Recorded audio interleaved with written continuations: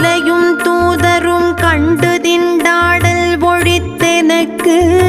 காலையும் மாலையும் முன்னிற்குமே கந்தவேள் மருங்கில் சேலையும் கட்டிய சீராவும் கையில் சிவந்த ஜெச்சை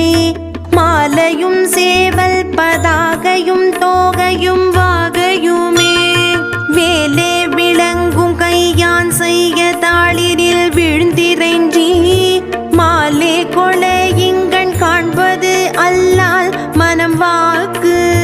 செயலாலே அடைதற்கு அரிதாயருவுருவாகி ஒன்று